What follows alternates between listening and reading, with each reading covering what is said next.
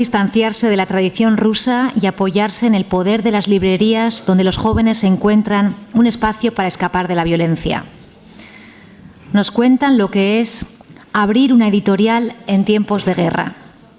Victoria Dorofeva, traductora por la Universidad Lingüística Nacional de Kiev y profesora de español desde 2024, es editora de Spania Publishing, una editorial que quiere acercar la literatura española a Ucrania. Ruslana Bodnar es experta en marketing de Spania Publishing y apoyo imprescindible de la difusión de los fondos de esta editorial. Modera la periodista del Grupo Noticias, Sara Cabrera. Egunon guztioi. Muy buenos días a todas y a todos y muchas gracias por venir a acompañarnos en una nueva ponencia enmarcada dentro de las jornadas del autor en el nuevo mundo de la edición.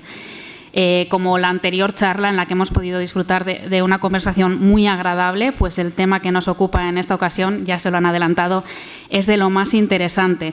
Y es que vamos a tener la oportunidad de hablar con Victoria Dorofeva y Ruslana Bodnar sobre lo que supone emprender en el sector editorial y hacerlo en un contexto de guerra, en este caso en plena guerra de Ucrania. Victoria, Ruslana, muchas gracias por acompañarnos, muchas gracias por vuestra labor. Thank you for your incredible work. Las Cabo Próximo, bienvenidas. Me gustaría hablarles de que el equipo que conforman tanto Victoria como Ruslana hoy no está aquí completo, y es que, tal y como ellas mismas nos cuentan, son en la editorial Spania 3 compañeras. Cada una, además, cumple un cometido muy determinado. Victoria es editora y traductora, Ruslana es experta en marketing y Katerina Polishuk, a la que muchos conocen como Ptaska, es, como ellas mismas dicen, la futura voz de sus libros. Me gustaría rescatar, si me lo permitís, un pequeño trocito de vuestra primera publicación de Instagram, porque yo creo que engloba muy bien cuál es vuestra labor. Y es que comentabais un poco que estáis aquí para los que aprenden, reflexionan, para los que leen libros porque los aman. Así que me gustaría agradeceros vuestro trabajo y que nos contarais un poquito qué es lo que os llevó a lanzaros, a abrir una editorial en plena guerra de Ucrania, cuando todos nosotros pensaríamos, jo, se nos ha parado el mundo. Vosotras fuisteis esa pequeña luz de esperanza, ¿no? Bueno, ya puedo, sí. Sí.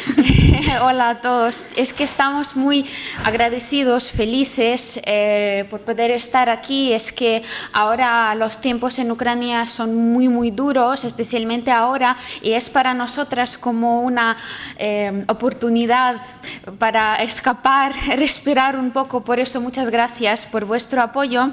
Y bueno, el mundo sí que se ha parado, porque yo recuerdo el año 2022, yo lo pasé, es que no recuerdo cómo lo pasé, yo estaba llorando, sin fuerzas, ni hacer nada. Y bueno, en muchas oportunidades los libros fueron lo que me salvaban, los libros y el trabajo. A mí me encanta traducir, me encanta el español y bueno, yo pensé que primero, para ser feliz hay que trabajar en lo que te hace feliz, ¿no?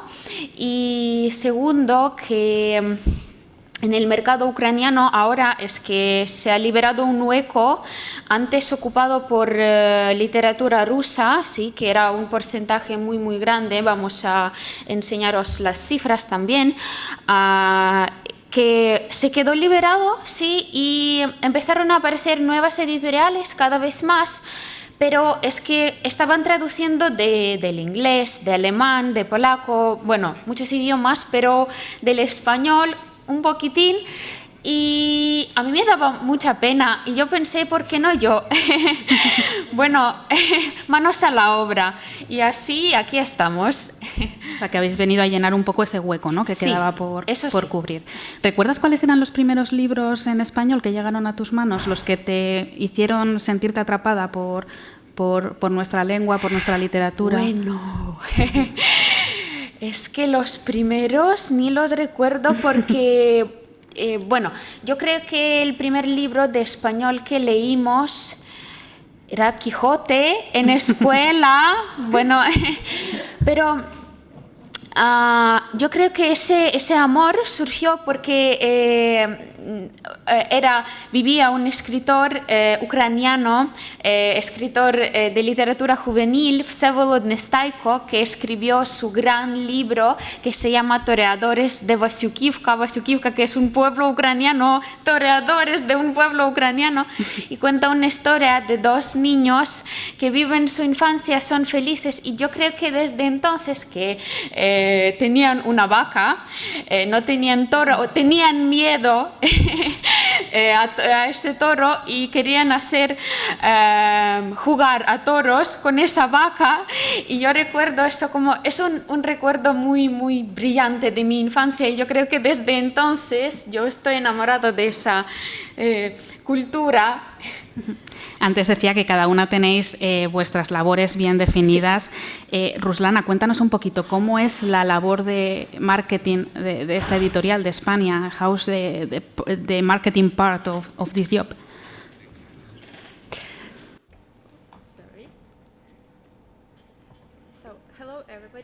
Hola a todo el mundo, me llamo Ruslana y estoy realmente encantada de verlos a todos ustedes aquí, y muchísimas gracias también por habernos invitado a Victoria y a mí. Entonces, a mí me gustaría hablar un poco sobre el marketing aquí y, bueno, como sucede en otras editoriales en Ucrania. El marketing en Ucrania es muy competitivo y aparecen cientos de títulos cada año. E incluso el mejor de los libros puede pasar desapercibido si no tienes una buena comunicación. Así que todos los días lo que intentamos hacer es presentar algo nuevo e interesante, y lo hacemos a través de técnicas de anuncios. Trabajamos a través de las redes sociales y de los influencers, y el marketing no solamente es publicidad, sino que es un mecanismo de conexión entre el libro y el lector, o entre el libro y el autor, y de esta manera creamos una comunidad con otras personas para de esta manera conseguir una marca plenamente reconocida que todo el mundo pueda conocer. Gracias. Y bueno, también, y en lo que se refiere a la publicidad, estamos utilizando técnicas muy dirigidas, puesto que es muy importante no solamente trabajar en Ucrania, sino también indicar qué es lo que estamos haciendo en el extranjero, para que de esta manera podamos atraer a nuevos lectores y para que puedan comprar más gente nuestros libros. Entonces, son técnicas de Instagram y de TikTok, y estos de bajo coste. También podemos grabar vídeos cortitos. Esto es algo que realmente produce muy buenos resultados. Y bueno, a Victoria le encanta el español. También ella puede puede añadir contenido educativo interesante y gracioso para que la gente pueda también estudiar todo lo que lanzan las editoriales. Recurrimos a ferias y a eventos donde hay autores que se siguen celebrando en Ucrania, y también tenemos fórmulas de colaboración con influencers en Instagram, en TikTok y Instagram. Y no solamente llegamos hasta los lectores de Ucrania, pero también a lectores que están en el extranjero. Jugando cada vez un papel más importante, ya no solo en el mundo editorial, sino en todos los planos. Pero es verdad que siempre existe la incertidumbre, ¿no? Cuando se inicia un proyecto nuevo de si saldrá adelante, qué es lo que puede pasar. ¿Cuáles fueron los primeros sentimientos o los primeros pensamientos que os pasaron por la cabeza cuando os embarcasteis en España? Bueno, es que como nuestra tercera amiga, ella ahora es militar, está en el frente, y gracias a ella podemos estar aquí nosotras y podemos seguir viviendo y publicando. Y entonces nuestro meta es decirle a todo el mundo que nuestra cultura no tiene nada que ver con Tolstoy, Pushkin, Ana Karenina, Dostoyevsky. No somos nosotros, que somos muy distintos. Sí, y mira que dos datos que siempre impactan a los extranjeros es que la lengua ucraniana durante todo el periodo de nuestra historia ha sido prohibida más de 134 veces. Y esto se hacía a nivel estatal. O sea, se emitían documentos que prohibían utilizarlo, no solo en las escuelas, en diferentes instituciones, sino en casa. Imagínate cómo se siente uno, ¿sí?, cuando le dicen que tú no puedes hablar tu idioma materno en casa. Eso es horrible. Y bueno, literatura, decimos que literatura y la cultura es nuestro arma también porque Rusia, antes que era régimen soviético, ¿sí?, para ellos escritores y poetas eran peligrosos, ¿sí?, porque tenían su voz y por eso los mataban. Y entonces, durante la década de 1930, hubo todo un periodo que se llama el Renacimiento ejecutado, y durante el que mataron a 1.111 personas, y entre esas más de 1.000 personas, más de 200 escritores. Es que los conocimos, los recordamos, leemos sus obras y bueno, es nuestro... bueno, otro campo de batalla, ¿sabes? Otro frente, sí. Sí, sí. Es verdad que si algo habéis demostrado en todo este tiempo es que no hay nada que os pare. Contadnos un poquito cómo es un día en la editorial España, cómo es vuestro día a día, qué es lo que destacaríais. Bueno, yo voy a hablar desde el punto de vista de una traductora. Es que yo soy una... gran amante de lectura, por eso si, por ejemplo, yo paso la noche sin dormir, con explosiones y con mucho estrés, yo después por la mañana me tomo un café y un libro o mi Kindle y bueno, me pongo a leer solo para calmarme un poco, sí, prepararme para el día. Y bueno, después trabajando. Es que como no tenemos todavía un local, trabajamos desde nuestras casas, ¿sí? A veces tenemos que ir a alguna imprenta o también hacemos colaboraciones con otras instituciones que en Ucrania ahora hay un proyecto que se llama El Acento Español y nuestros colegas también hablan de cultura y literatura española, colaboramos con ellos y sí, bueno, y claro que voluntariado es una gran parte de nuestra vida. Ahora es que Ruslana también tiene su fondo benéfico, va a contarles un poquito sobre, bueno, cómo es. Sí, muchísimas gracias. Sí, nosotros tenemos este fondo benéfico y estamos trabajando con voluntarios en Ucrania y todos los días trabajamos duramente para conseguir que llegue a cosas a nuestros militares y a nuestros civiles. Y aunque estemos trabajando en una casa editorial y aunque sea una rutina, estamos intentando dedicar algún tiempo al trabajo de voluntariado. Es decir, bueno, viajamos a muchos lugares, incluso llegamos a la línea del frente. Hemos ido a Donetsk, hemos ido a muchos sitios distintos, a puntos realmente calientes. Y de esta manera tenemos tiempo a veces de hacer trabajos mientras recorremos las carreteras.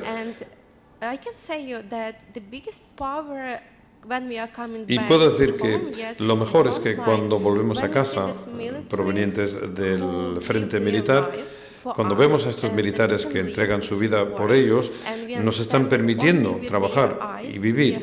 Y sabemos que solamente con lo que ellos hacen por nosotros estamos felices y de esta manera podemos volver y seguir con nuestro trabajo. Si me lo permitís. Y es que, bueno, es un hecho irrefutable, ¿no?, que las cifras de libros editados en ucraniano han variado bastante. ¿Cómo están ahora mismo cómo está un poquito la situación ahora mismo?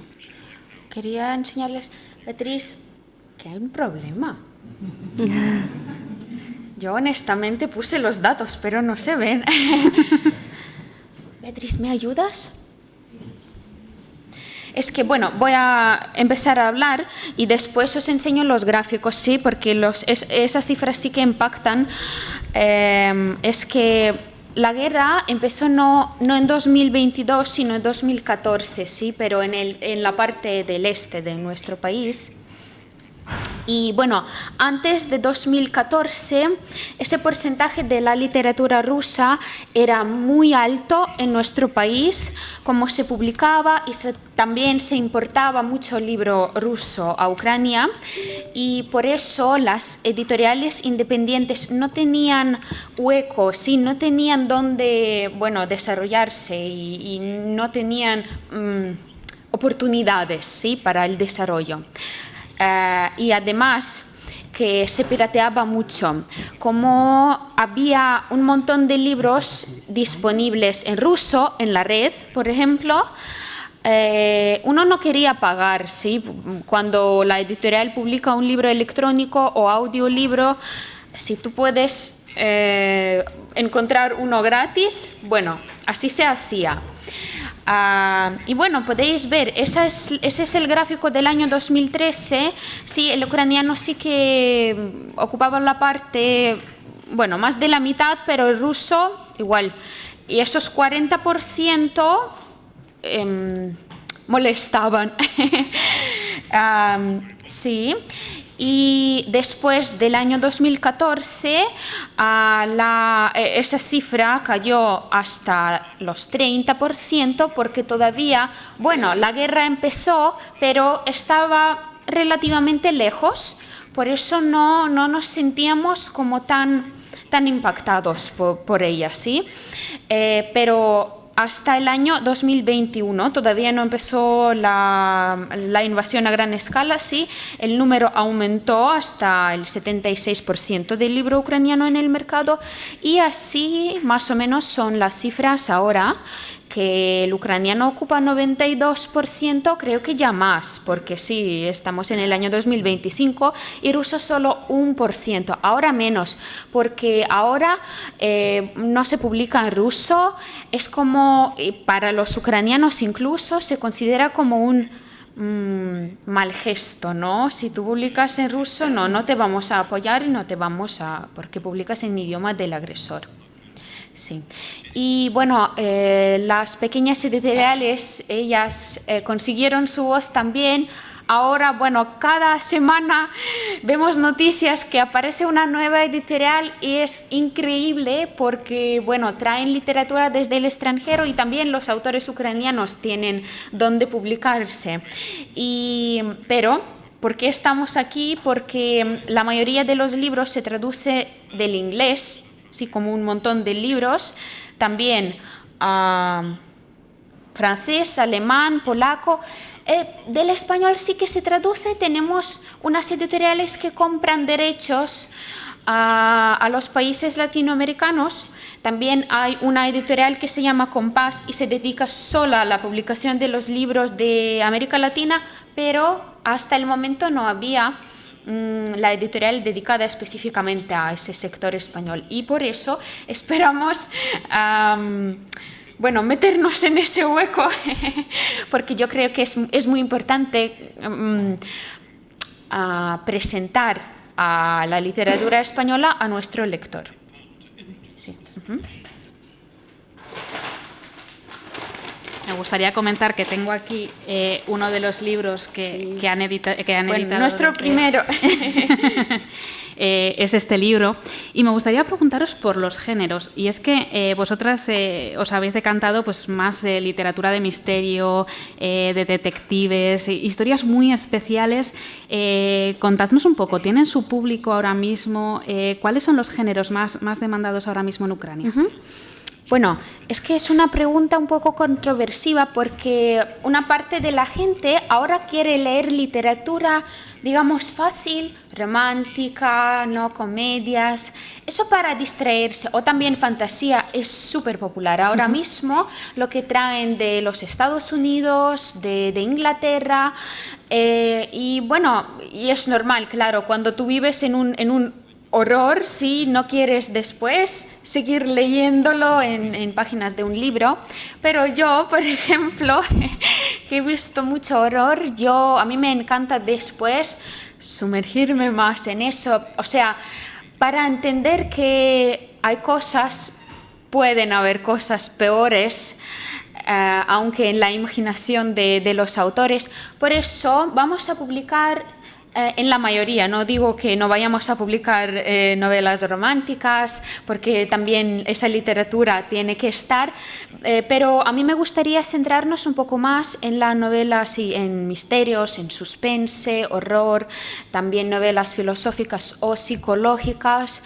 Eso da comida de pensamiento, sí, te hace, bueno, por ejemplo, este libro es que provocó una fuerte discusión porque una parte de los lectores dijo que es algo algo nuevo, es que no había antes nada parecido, y otra parte, ese tipo de literatura no me gusta, es que no seguiré leyendo esa saga, y es lo que me gusta, que provoca discusiones, ¿sí? Y que el lector se sienta involucrado en esa gran discusión, ¿sí? entre autor, editor y el público. Antes comentabas que los escritores ucranianos están también empezando a abrir un hueco en el mundo editorial. No sé si tenéis alguna recomendación de autores, autoras, a los que tengamos que echarles un poquito el ojo. Yo podría daros toda una lección sobre ello. Es una pena que no se traduzcan las obras del ucraniano al español. Yo solo tengo un libro en español de Taras Shevchenko, que es un gran escritor, es nuestro ideólogo, símbolo nacional. Sí, vivía en el siglo XVII, era poeta y también artista, y bueno, su obra es también sobre la lucha, porque un dato curioso, que él vivía como, en aquel entonces existía como un cierto, no esclavitud, pero tú estabas dependiendo de tu señor en el pueblo, y a Taras Shevchenko pagaron dinero para liberarlo de esa esclavitud, digamos. Después, Lesa Ukrainka, que su poesía es súper feminista y al mismo tiempo es una voz de mujer muy fuerte, porque ella padecía una enfermedad, pero seguía. Mi verso favorito es: sí, aunque llore, seguiré riéndome.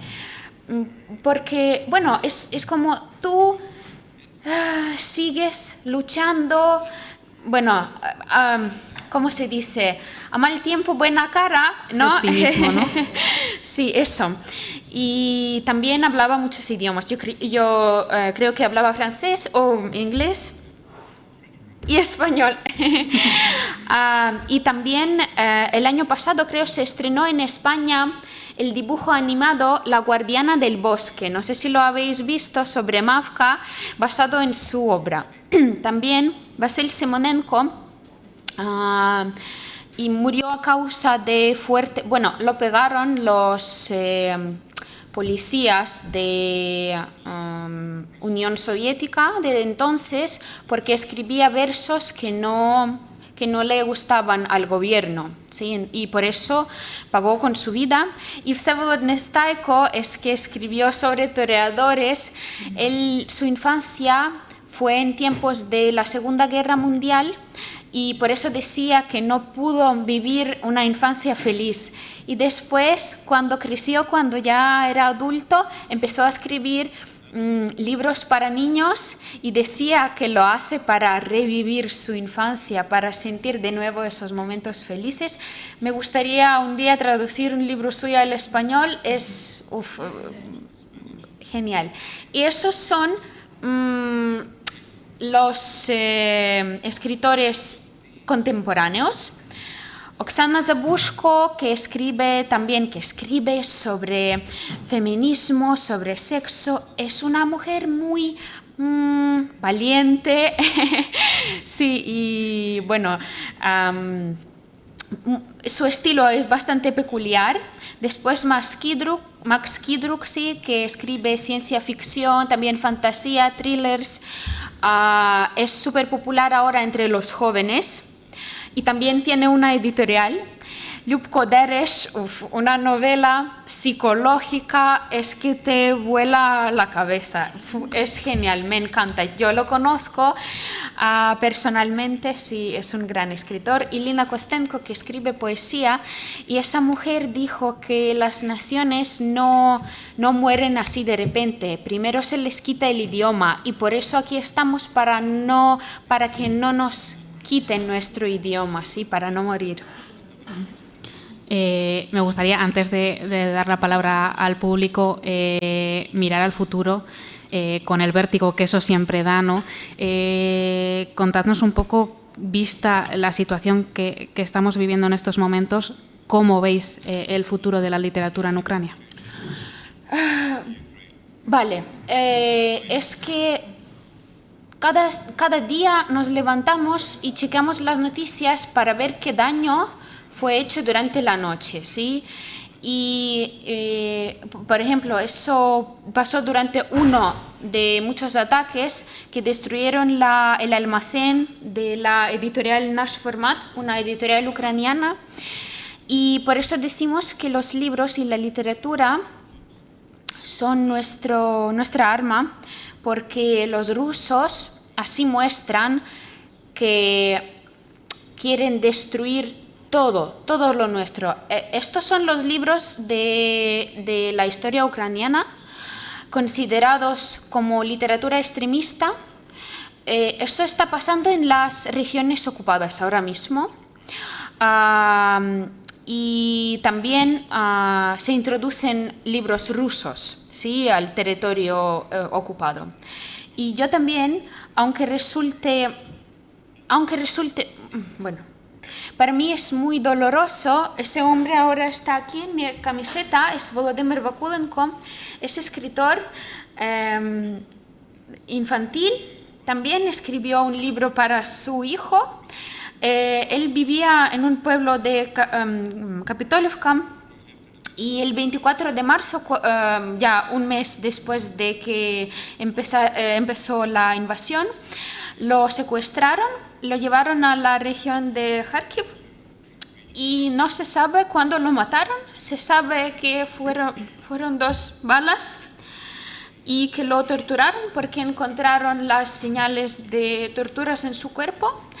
Y encontraron su tumba, que solo es un número, creo que es número 317, si no me equivoco. Y es uno de muchos, y antes de que lo secuestraron, él escondió su diario. Y después ese diario lo encontró Victoria Amelina, que es otra escritora también matada con un misil en Kramatorsk. Y yo digo que si mañana somos siguientes, si mañana nos toca a nosotros, que al menos quede algo, que al menos, bueno, no queremos que se olviden de nosotros, ¿bien? Y por eso llevamos sus nombres en nuestras camisetas, porque no hemos olvidado.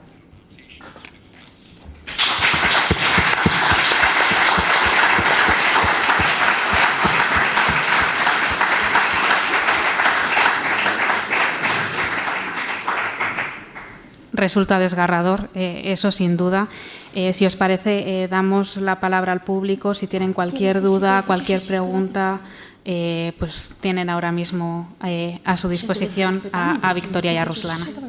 Sí, a mí sí me gustaría, lo primero, deciros lo valientes que sois, aplaudiros por ello. Yo estoy viviendo la guerra ucraniana muy de cerca porque mi vecino es ucraniano.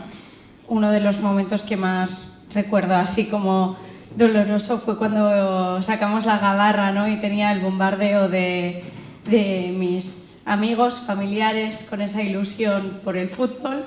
Y mi vecino subió una foto de los zapatos de los niños que habían fallecido en Ucrania ese día. Y para mí fue un shock enorme, ¿no? Como vivimos tan diferentes las cosas unos y otros.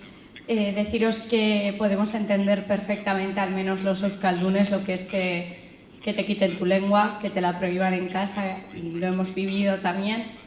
Así que mi más sincera solidaridad.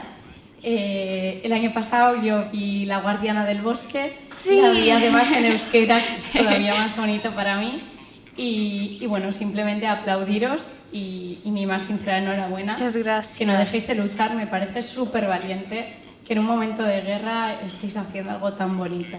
Muchas gracias, muchas gracias. Gracias, Aisea.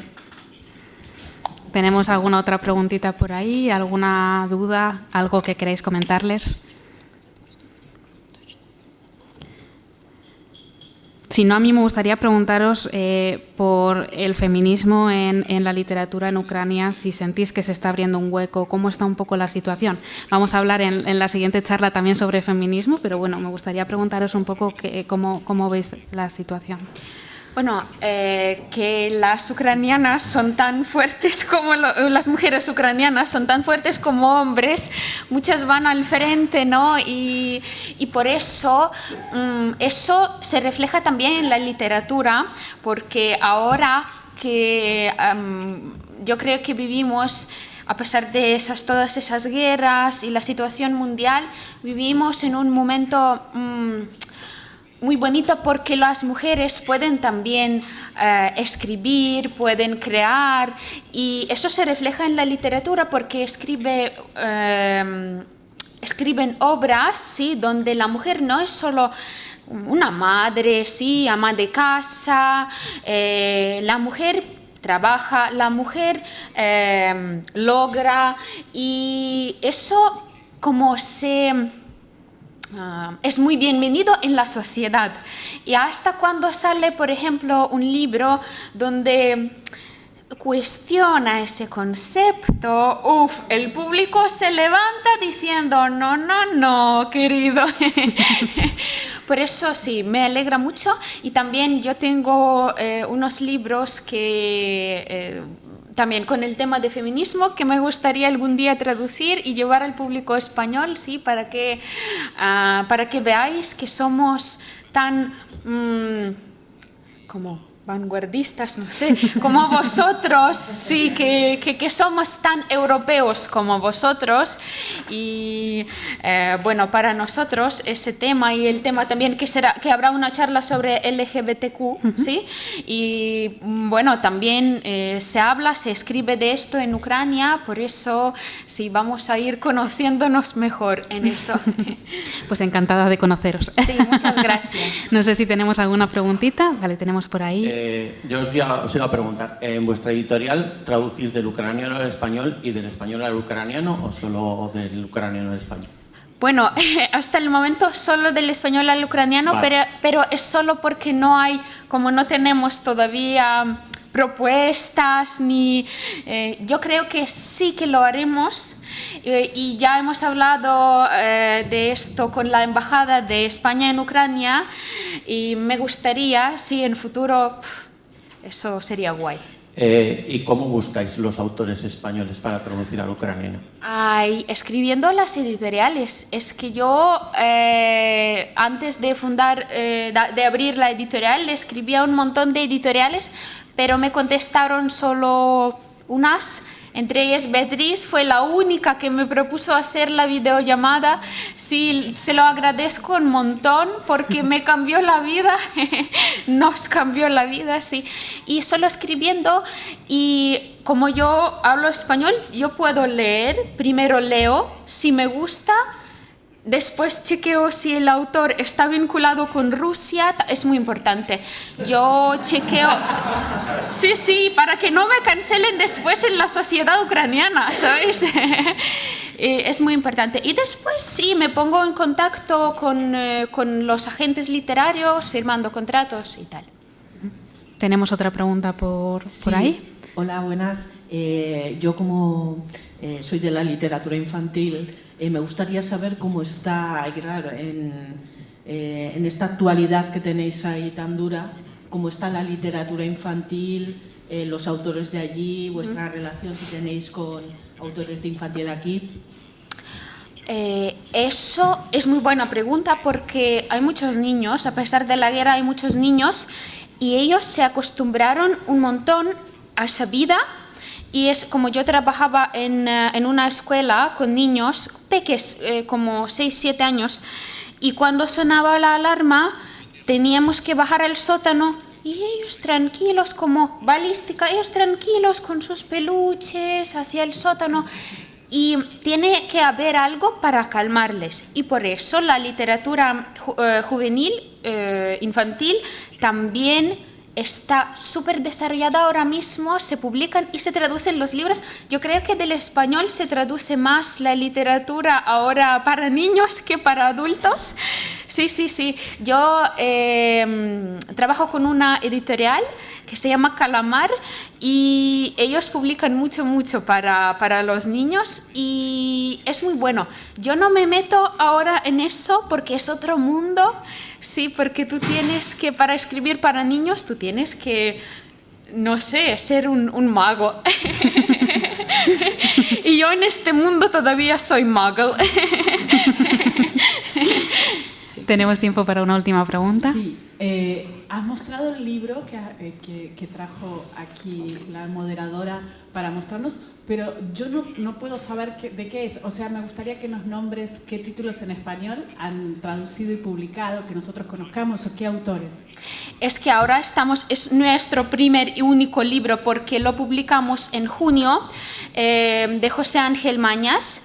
Y vamos a traducir, ahora está en proceso, la segunda parte y la tercera de la saga You Feeling.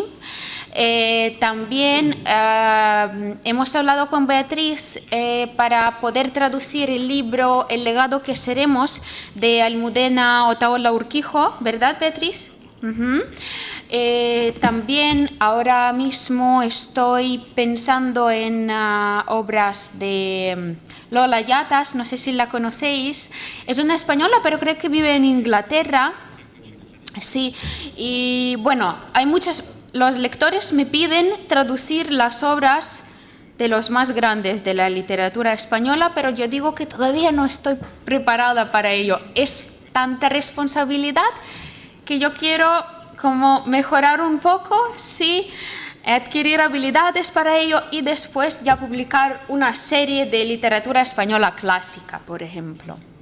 Sí. Con esta última pregunta, con nuestros mejores deseos también, damos por concluida esta conferencia. Mil gracias a todos por su atención, especialmente a vosotras. Gracias, muchas gracias.